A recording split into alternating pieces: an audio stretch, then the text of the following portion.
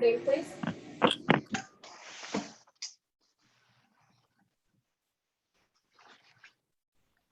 Good afternoon, everyone. My name is Joseph Filippi. I will just remind everyone that this is a virtual meeting today. So if I can remind you all, if you're joining by the phone or the computer, if you can please mute yourself until you're ready to speak today.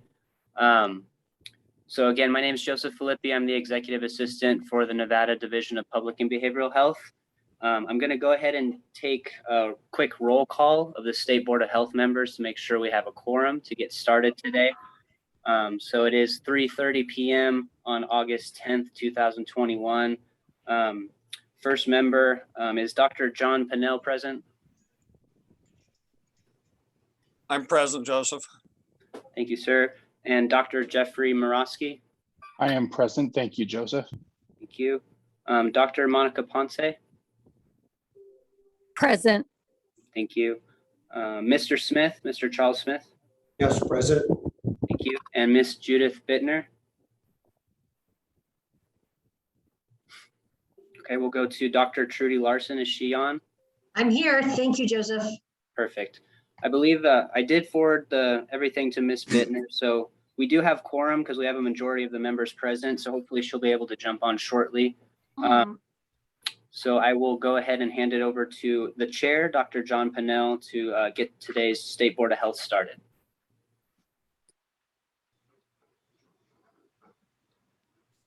Dr. Pennell, you are muted, sir. Sorry. I thought I was over all that, Joseph, but I guess not. Good afternoon, everybody. Welcome and thank you for joining us for this emergency State Board of Health meeting on August 10th. We do have a new member and I'm proud to announce Dr. Trudy Larson. And Dr. Larson, welcome. If you'd like to say a few words to the board, you're sure welcome to. I'm thrilled to be part of the Board of Health. I have a long background in infectious disease and public health, and so it's my pleasure to serve the state in this capacity. Thank you. Thank you very much and welcome.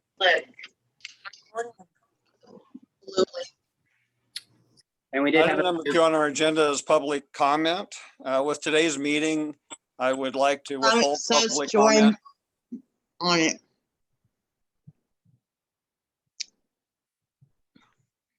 Item number 2 is public comment. I would like to hold today's meeting public comment to the agenda item number 3. And at the end of our meeting, we'll have public comment again, and I'll open it up to anybody that wants to speak.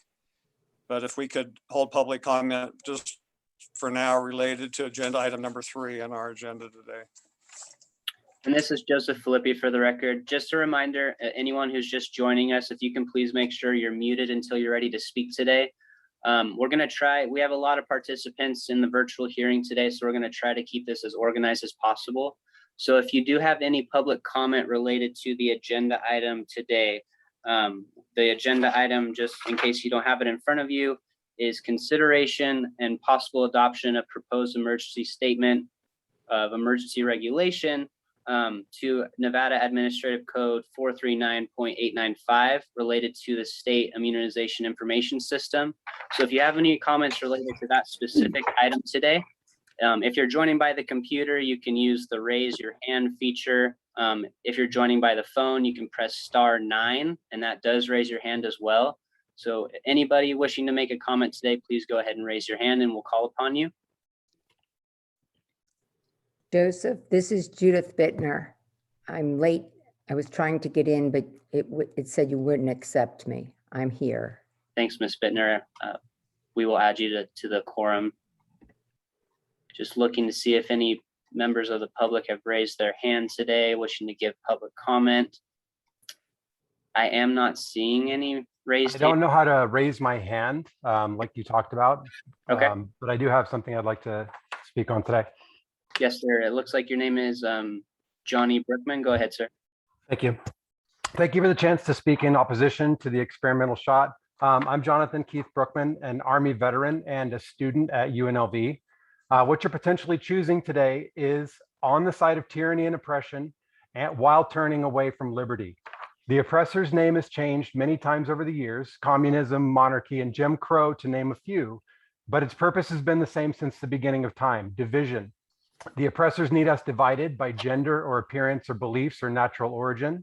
And this oppression cannot fight against we the people because it does not have the logic nor reasoning to combat a unified people.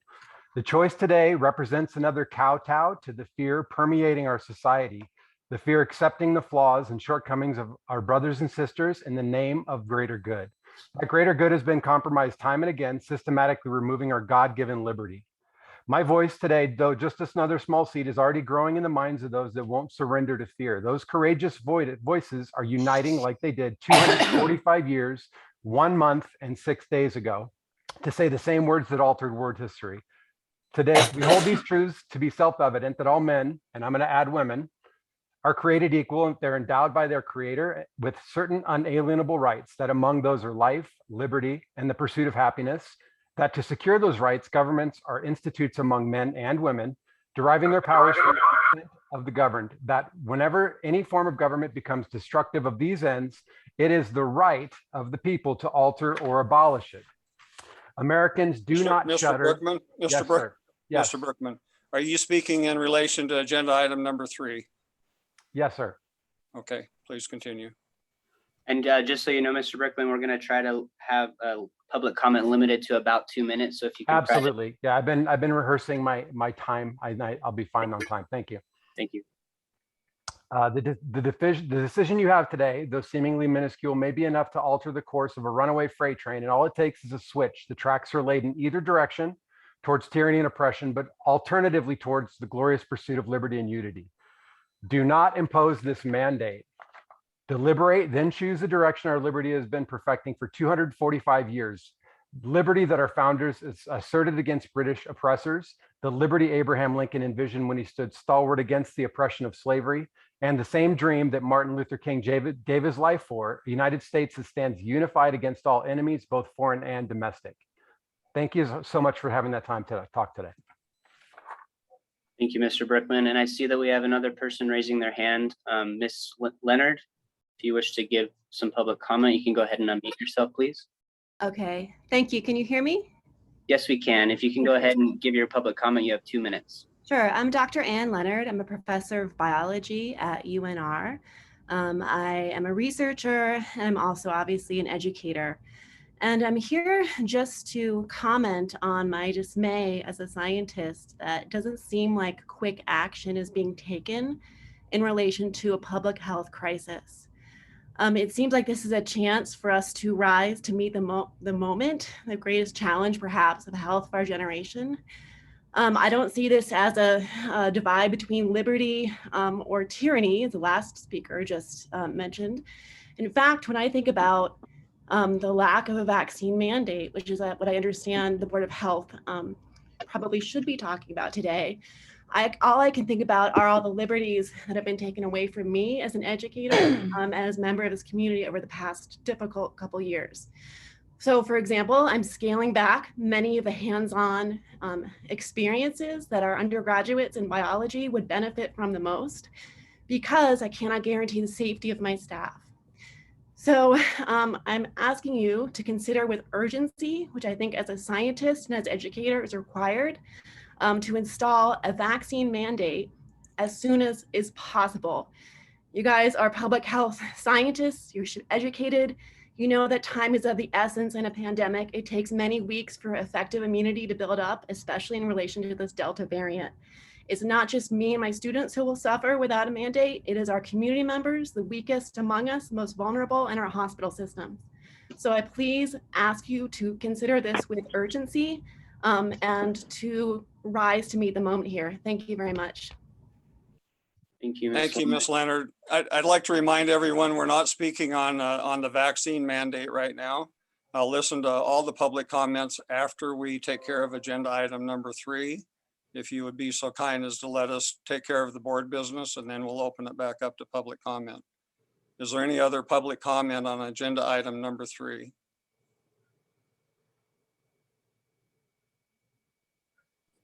I'm not seeing any more hands raised, Dr. Pinnell. So I believe we can move forward. Okay, I'd like to call on Julia Peak, please, then Deputy Administrator, Nevada Division of Public and Behavioral Health. Perfect. Chair, can you hear me okay? Joseph, am I good on audio? Okay, thank you. First, I want to thank the chair and all the members of the Board of Health for allowing us to present this emergency regulation at such short notice. As you know, on Friday, July 30th, 2021, Governor Sisolak issued a policy that becomes effective on August 15th.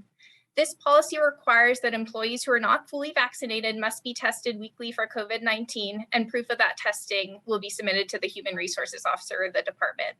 To ensure that the administrative burden of implementing the policy is lessened for both the vaccinated employee and our human resources, the Department of Health and Human Services has requested an emergency regulation to allow for the sharing of vaccination status from WebIZ with executive branch agencies within the state of Nevada.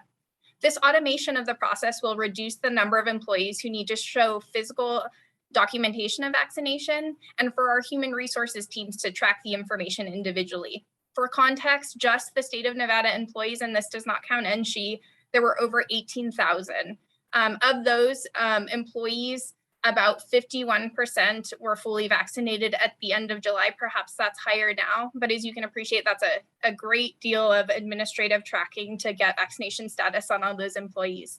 As you know, the emergency regulation will allow temporarily our Office of Analytics to share if an employee is considered fully vaccinated or not.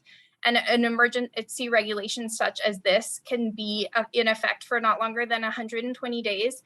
And we can only have an emergency procedure for such a regulation once. To look at the specific drafting of the regulation, I'll draw your attention to section 9, which is in blue italics. And so what it speaks to is that the immunization record from our system WebIZ, which is the central registration, for limited purpose of ensuring occupational safety of state of Nevada employees and subject to the confidentiality provisions of subsection 4, the director of the department or equivalent executive head, the human resources point of contact and their designee of each of these executive branches will be able to get that vaccination status, again, fully vaccinated or not, for the employees in which they serve. And then also, I just want to note limited capacity. We also have state of Nevada employees that are just board members, so they're not a true state of Nevada employee, so we did exclude those. Again, I'm happy to answer any questions that you have, but what you have in front of you today is just really a regulation that would allow the administrative burden on our new policy to be as little as possible. Thank you again so much, Chair, for the time. Thank you very much. Are there any questions from the board members for Ms. Peak? This is Trudy Larson. Hi, Julia. Nice to see you. The only information that will be shared is the status of the COVID vaccination. Is that correct? Yeah, Chair, through you to Dr. Larson, Julia Peak for the record, you're correct. Fully vaccinated or not, fully vaccinated will be what's reflected in our policy, and it is 2 weeks post the second dose if you're Pfizer or Moderna, or 2 weeks post J&J of your first one. Thank you. Any other questions? Dr. Musk, here's the question. Vaccine status is not health protected information. So what currently prevents WebIZ from sharing that information with other agencies? Julia Peak for the record, again, a great question. And so we are restricted from sharing that information to what's reflected in NRS and NEC. So that's where the confidentiality lies. And so this regulation, again, for no more than 120 days will be in effect to allow the sharing. So it's not HIPAA per se. And I know our Deputy Attorney General Takis is on if you have more to add or if you think that was sufficient. That's very sufficient. Just very supportive, and just wanted to ask a follow-up question. This burden exists for other businesses and entities that may be looking for this going forward. And so is the department considering, more permanent regulation that might allow for this information for occupational status? Again, as was mentioned before, this, binary status, either fully vaccinated or not fully vaccinated, to be shared with other entities for the same occupational purpose. Yeah, Julia Peak, for the record, excellent question. And I would say we're in constant discussions of how this information can be used. A protection is that any sharing that we would have will have to come in front of you, both pro and con. But we are having discussions of how we can use this information to reopen Nevada and its uses, but also heavy thought on if that information should be shared or not, because that is reported to us for a public health purpose. We need to make sure that that it's confidential. Thank you very much. Again, want to do a small business consideration, large business consideration. We're sharing it with state of Nevada employees. That is an employee function. And while we're saying that's safer because we're inside the state and that allows for better control, it's a good first experiment. As a board member, I'd want to see them come forward with some potential possibilities for whether or not this is something we could do for other businesses as they look at this moving forward. Thank you.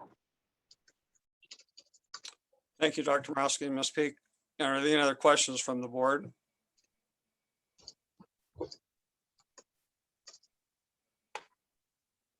we have any questions?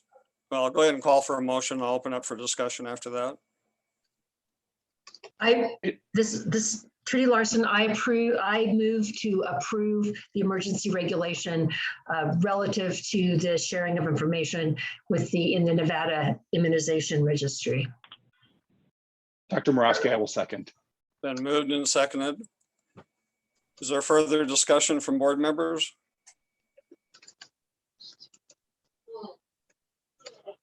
Is there any public member that has a question or a discussion? Yeah, I'm in a talk thingy. Monique, do you have a comment to make regarding the proposed regulation today? It has to do, I'm sorry, can you hear me? Yes, we can. Yeah, I wanted to talk on item 3, so if now's the appropriate time. Yes, it is. Okay, great. So my name is Monique Rodriguez. I'm a law student at UNLV. It's going to be my 1L this upcoming year. And I really want to urge a mandate at this point for a few reasons. So number one, I'm the daughter of a respiratory therapist. I live with her. And for the first few months of the pandemic, we were completely isolated because my mother. Ms. Rodriguez. Yeah. Can I have you hold for 1 second? That doesn't really relate to what we're talking about right now. And I'll let you be the first to comment in public comment, okay? Okay. You're talking about a vaccination mandate? Yes. Okay, if I could have you hold on for a couple seconds, I'll get back to you, okay? Okay. Is there any further discussion on agenda item number 3?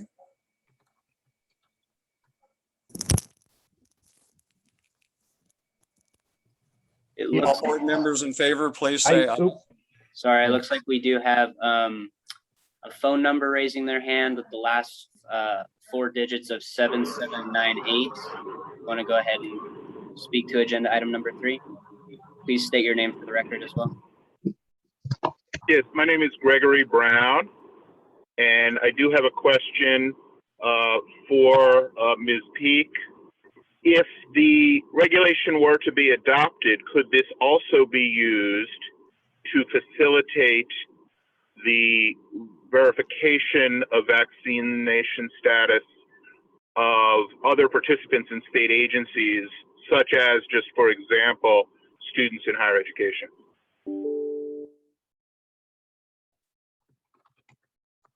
Chair, did you want me to answer that? Yes, please. Julia Peak for the record. Thank you, Chair, to the caller. So in order to do that, we would need a listing of all the students that attend the universities, and then we can match it against WebIZ. That's not what the regulation in front of you has. What the regulation in front of you has, Chair, for consideration is employees, as it relates directly to the policy that goes into effect on the 15th. And so we're just going to be looking at employee vaccination status, but again, WebIZ is a tool that we can look at overall vaccination status among groups if we match that data.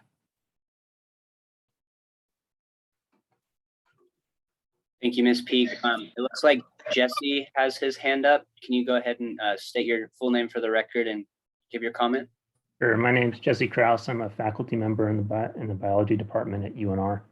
And so I have questions about the legality of these a vaccine mandate amongst employees and basically centered on turning over vaccination records to the employee in terms of how are the employees protected in terms of ADA laws, discrimination laws, these sorts of things. Also mandating a vaccine that's still under an emergency use authorization.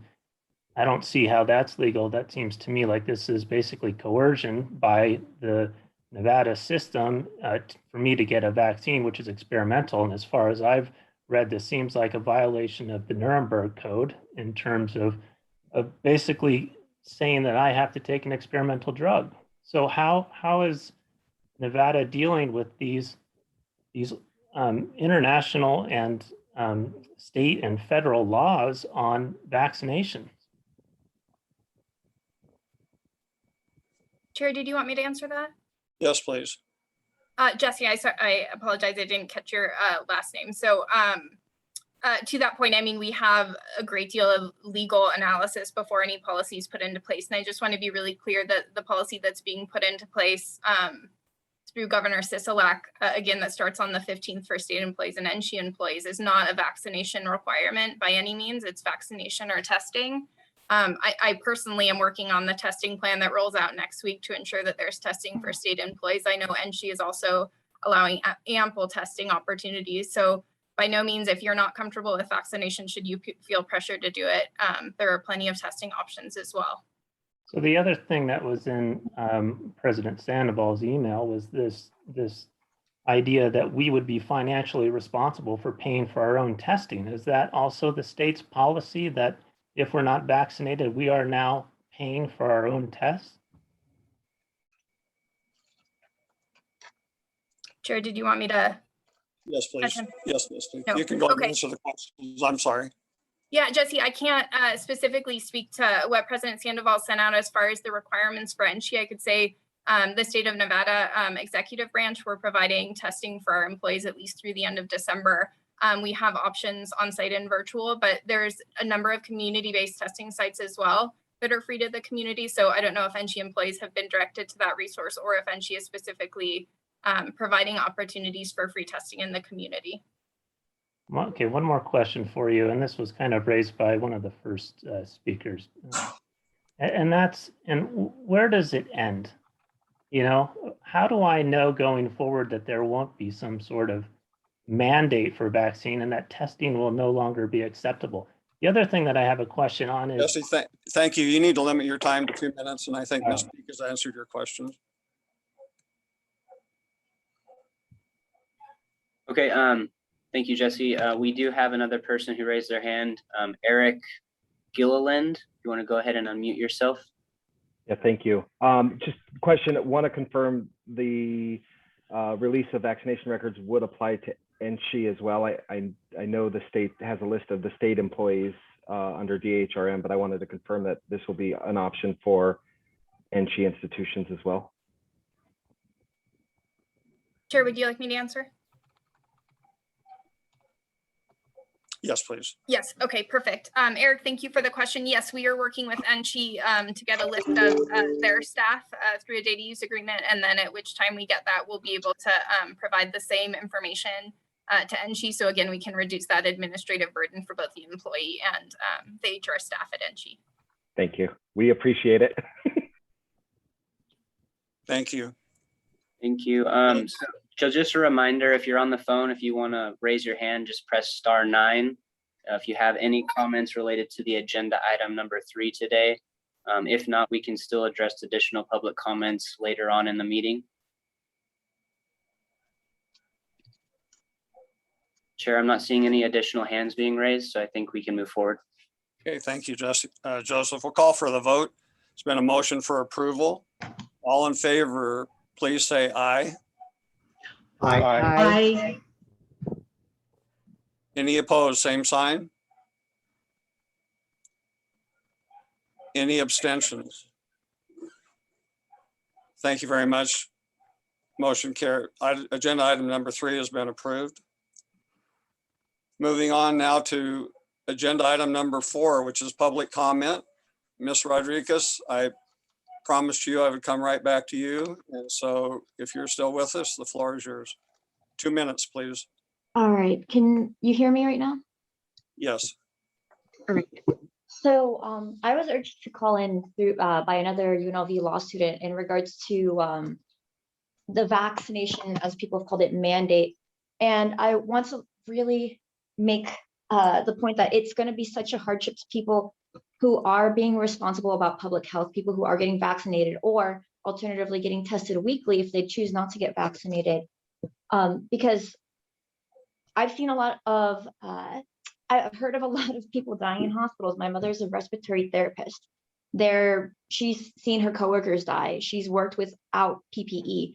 And for us to be so close to beating this vaccine and to allow some people who are afraid of getting it, despite having alternatives to getting it, being able to go through testing, seems deeply, deeply unfair. And not only that, but you know, I have disabilities. I won't disclose what they are, but now finding out that we possibly have to go back to online again means that I have to change all of my accommodations less than a week before my school starts. So it's, you know, it's not great for most people. And the fact that people have the opportunity to still, you know, go to school, attend UNLV in a way that makes them comfortable by taking classes online. You know, there's nothing wrong with having those kinds of things in place. I'm all for making classes more accessible, but you're actually making things a lot less accessible for people with disabilities and for people who are immunocompromised and would have a difficult time being around people who aren't vaccinated. And with the fact that we do allow people to, we do require that people get the MMR. I've had to pay out of pocket for my tests. That's part of participating in a lot of daily life, society, social services.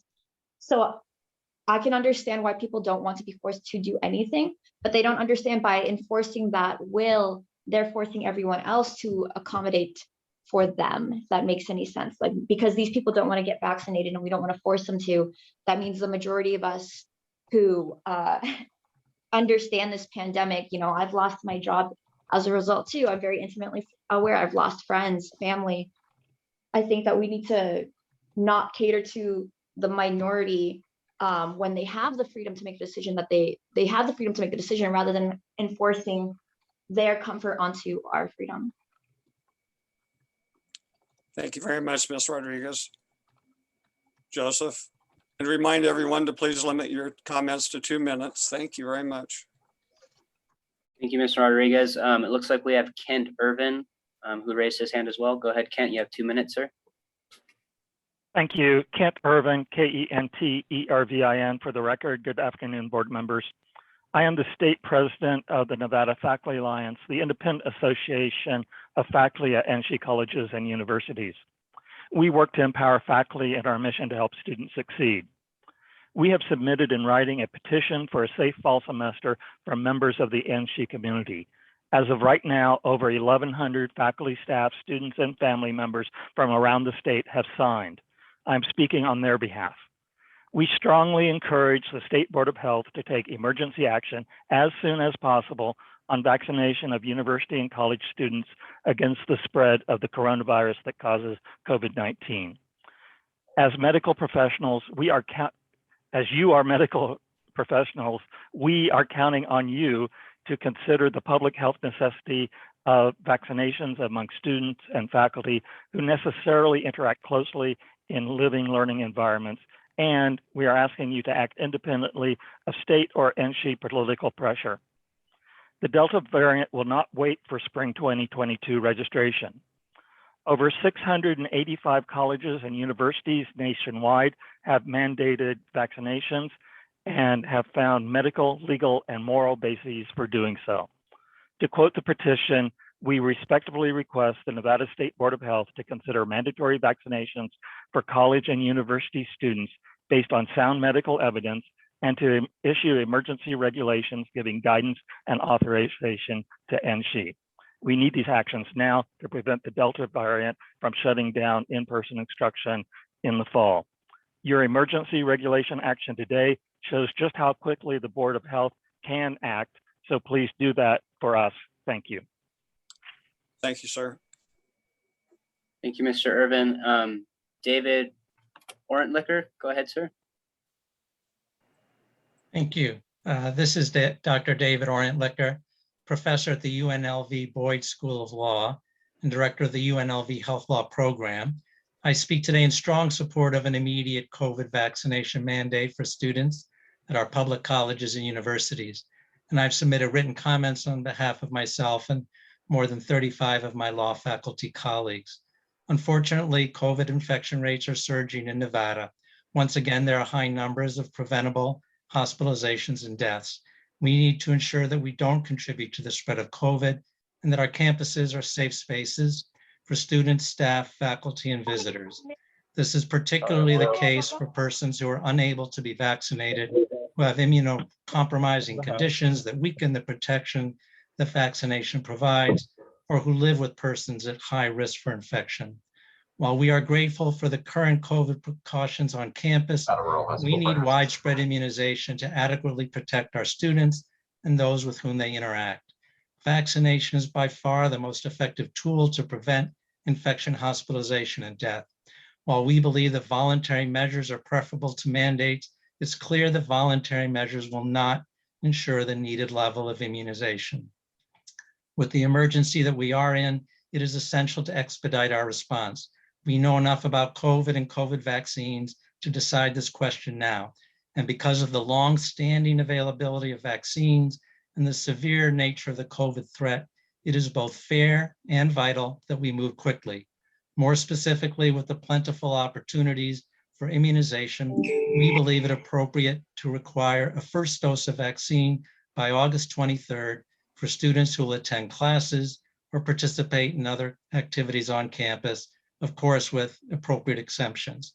Thank you very much for your consideration and for your critical service to the state. Thank you, Mr. Orentlicker. Thank you. Go ahead and call upon Sarah Kimball Stevenson.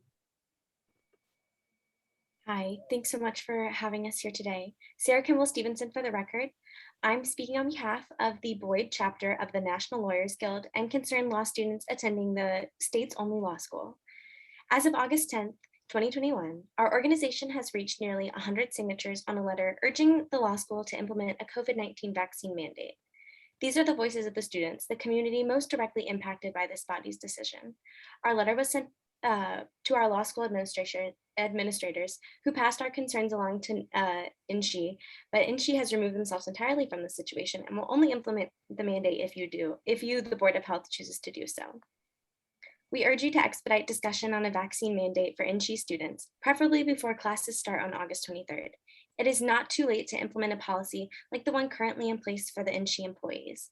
A vaccine mandate for the majority that allows students with exemptions or those in the process of seeking vaccination to return to campus so long as they submit to weekly COVID-19 tests would provide the maximum protection for students, faculty, and staff, while still ensuring equitable access to education for all. But waiting until the Board of Health meeting on September 3rd is too late. This conversation is urgent for university students who are unable to get their vaccine, for those who are high risk, and for their families across the state of Nevada. Subjecting students and staff to preventable health risks is a gamble that we ask the Board of Health not to take. We need action now.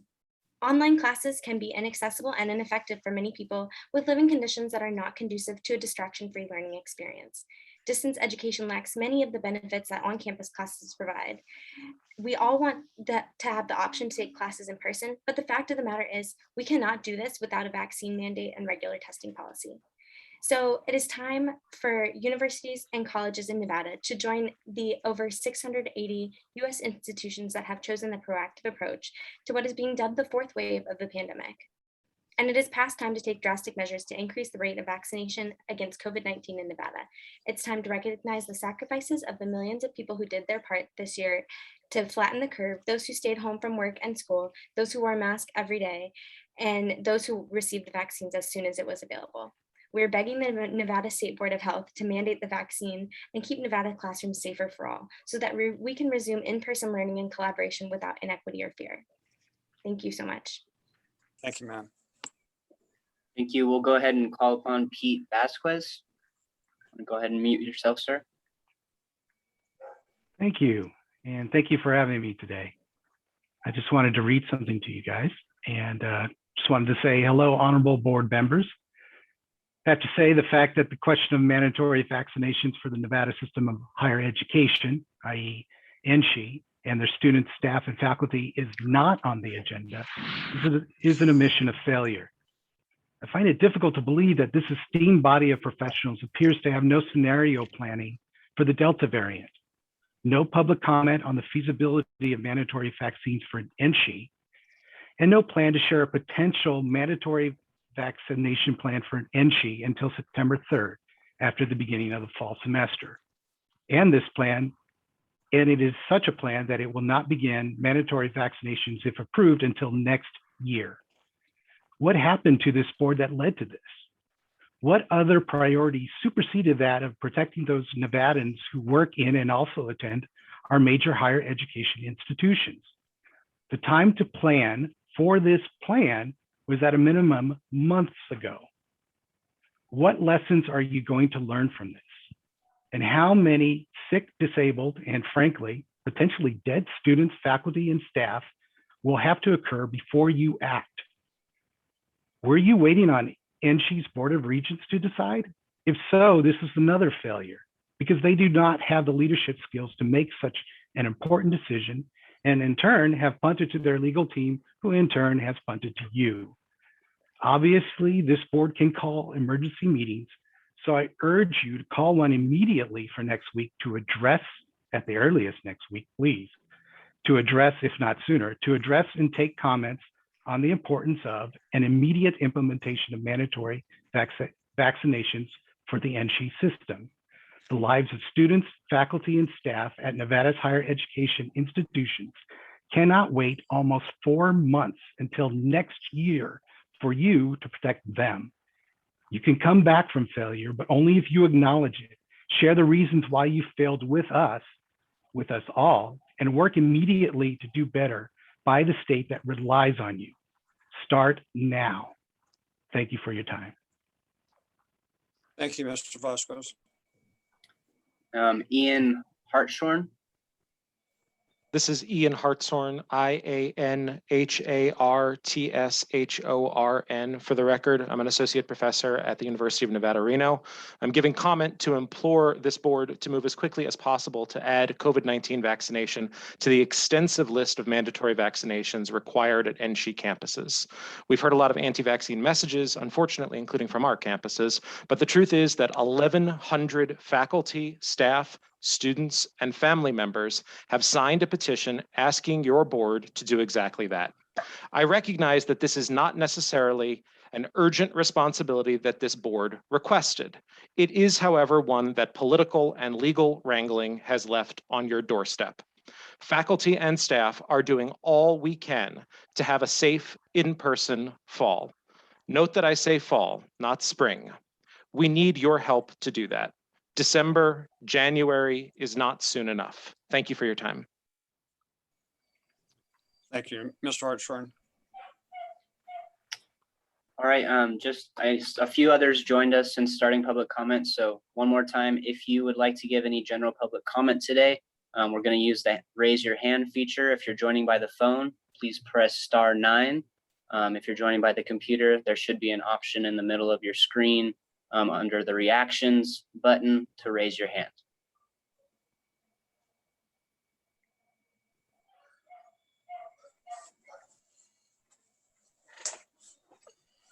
Okay, it looks like a caller with the last 4 digits, 7798. Please state your name for the record. You have 2 minutes to give your comment.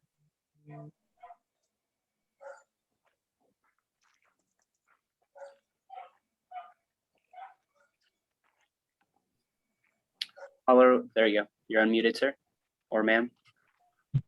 This is Gregory Brown, B-R-O-W-N, and I am a faculty member at University of Nevada, Las Vegas, so 23 years.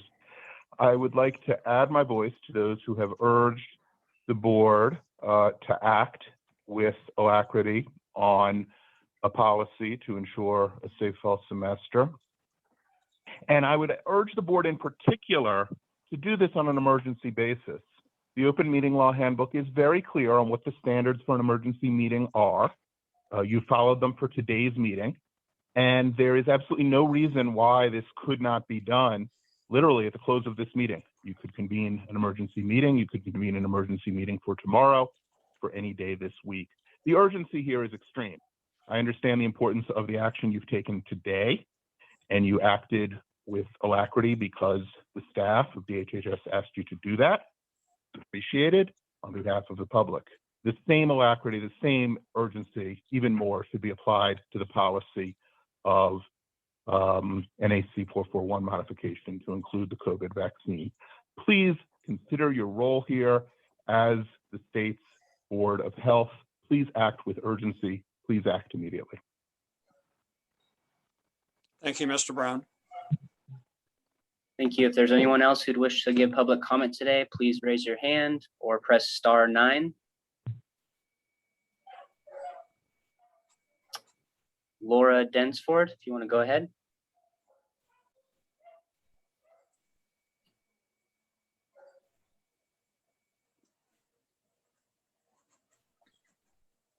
Laura Densford.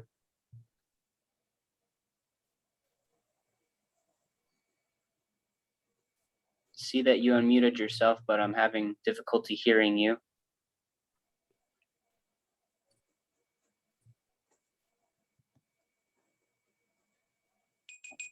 Might be technical difficulties there. Is there anyone else who wishes to give public comment today? Looks like Jesse's raising his hand.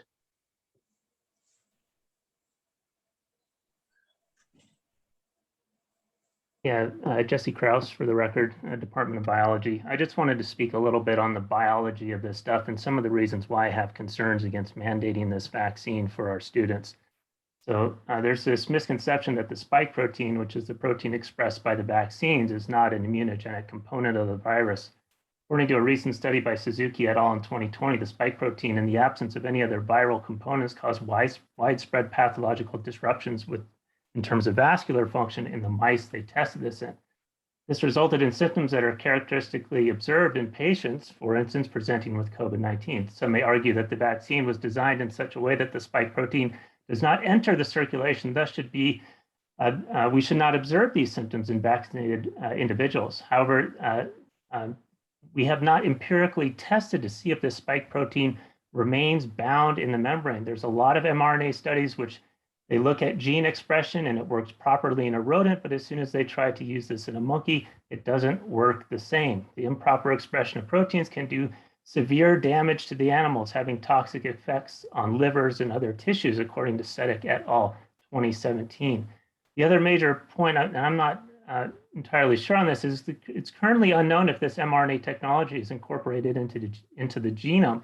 Thus, we do not know how long the spike protein may be expressed in the body and if it's limited to the cell surface or circulation. It's important to note that under natural circumstances, antibody titers are generally reduced following the recovery from disease. Sustained elevated levels of antibodies in response to vaccination could cause negative effects. For instance, Bodani and Carisi in 2020 tested cross-reactivity of antibodies against SARS-CoV-2 spike protein and found considerable binding for thyroid peroxidase, myelin basic protein, mitochondria, amongst others. This probably is not meaningful to many of you on this call, but basically what this translates to is prolonged and uncontrolled induction of antibodies for these proteins can result in the formation of autoimmune diseases such as multiple sclerosis, Hashimoto's thyroiditis, celiac disease, and etc. The problem with looking at the FDA approval within 1 year is that all of these conditions would be presenting within 5 to 10 years of treatment. So I'm overly cautious in terms of promoting a vaccination of students without long-term data on this. We don't know what it may do in the long term. And I just pulled up the public health records of England. So the Public Health England just released a report stating that patients that were admitted to the hospitals with COVID-19, of which 2,960 were unvaccinated and 2,100 were vaccinated despite a low positivity rate. Interestingly, people that died from COVID that were full of or partially vaccinated totaled 486 individuals compared to 253 unvaccinated individuals. So we saw higher levels of mortality. I'm overly cautious because I feel like the CDC is not releasing information the same way that other governments are. And there was just a paper in Axios, or an article in Axios. Jesse, we're going to need to wrap it up, so we get 2 minutes per person.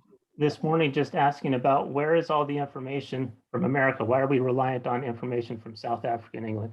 So I'll wrap that up. My comment is not that I'm anti-vaxxer. I'm just abundantly cautious in the use of this vaccine for our younger population who has a much lower risk. Thank you. Thank you, Jesse. May we have your last name for the record? I didn't catch it at first. Sure. My last name is Krause, Krause. Thank you, sir. All right. Person by the name of Manzana, if you want to go ahead and unmute yourself and state your full name for the record, please. You have 2 minutes. Yes, can you hear me? Yes, we can. Great, thank you very much for allowing this time to talk. My name is Jamieoyles. Last name is spelled V as in Victor, O-Y-L-E-S. I'm associate professor in the Department of Biology at University of Nevada, Reno.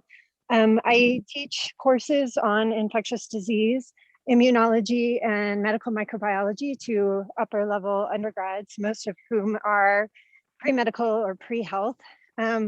We've talked a great deal about the COVID-19 pandemic, and I want to agree with some of what Jesse said with respect to the mechanistic properties of the virus, in particular, the morphology of the spike protein and so on. But what I think is really imperative is that you look at both sides of the coin. So you can look at this from the mechanistic level for an individual, but you really can't disassociate that from the epidemiology and what's happening in the wider community. So while we don't know, it's true that we don't have long-term data about the vaccines, the flip side of that is that the virus itself is posing a very real and serious danger, not just at the individual level, but to the whole community. And so the statistics that have to go hand in hand with that is the evidence that we're getting from hospitals. More than 95% of individuals who are in the ICUs were not vaccinated. And so you have to take that perspective because there's no situation that's no risk, but on the one side with the long-term impacts of the vaccine, you have to look at, we also don't know the long-term impacts of long COVID, of having COVID in general. So it's not straightforward. It's a really difficult situation, but I would urge everyone to keep in mind that even though there are unknowns, we do know now from the epidemiological data that the vaccine is having a huge, important outcome in terms of keeping people from being hospitalized and from dying. Thank you. Thank you very much. All right, we have another person who's raised their hand, Nicole Thomas. If you want to go ahead and unmute yourself, and you have 2 minutes to begin. Thank you. Good afternoon, board. My name is Nicole Thomas for the record. I am a student at UNLV, so everything that we are talking about definitely directly affects me. I'm also the president of the Graduate and Professional Student Association at the University of Nevada, Las Vegas. I represent over 4,000 graduate professional students at our university.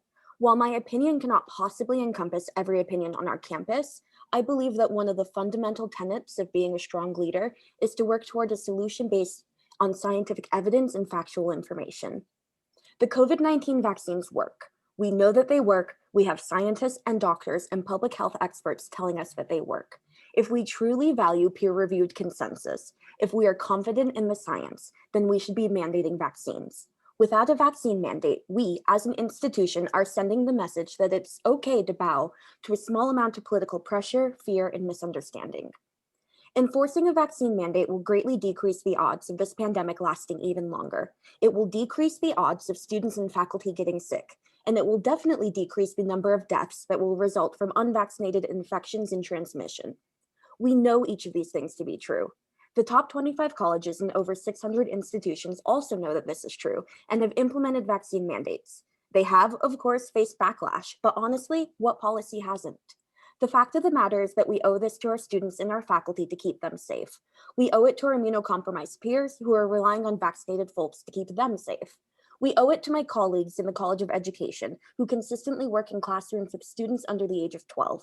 We owe it to the students who are parents to kids that can't get vaccinated yet. We owe it to all of the individuals who did the right thing, who followed what the government suggested, and who got vaccinated, working hard to keep themselves and their peers safe. It may be a difficult decision to implement, but it will undoubtedly save lives in the long run. I strongly encourage you to follow the science and to support a vaccine mandate for all NG campuses. Thank you for your time and consideration. Thank you, Ms. Thomas. Chair Pennell, I'm not seeing any additional callers or attendees by the computer raising their hand. Thank you, Joseph. Thank you, Board of Health. Sorry, one person just raised their hand. Laura Densford, are you able to unmute yourself? Laura, we're not able to hear you. I see that you unmuted, but fortunately I'm having difficulty hearing you. Not sure if you want to try calling in using your phone. If not, you can always send written public testimony as well that can be included for the record. You can email those directly to me. I'll put my email in the chat right now, but it is JP, F as in Frank, ILIPPI @health.nv.gov. And I'll be sure to include any comments received. Chair, I'll go ahead and hand it back over to you. I'm not seeing anyone else. Thank you very much, Joseph. I'd like to thank you, Joseph, and the Board of Health members for this attending this emergency meeting. I'd like to thank the public for all of their comments and their written comments that the board has received. And with that in mind, we'll go ahead and adjourn today's meeting. Thank you.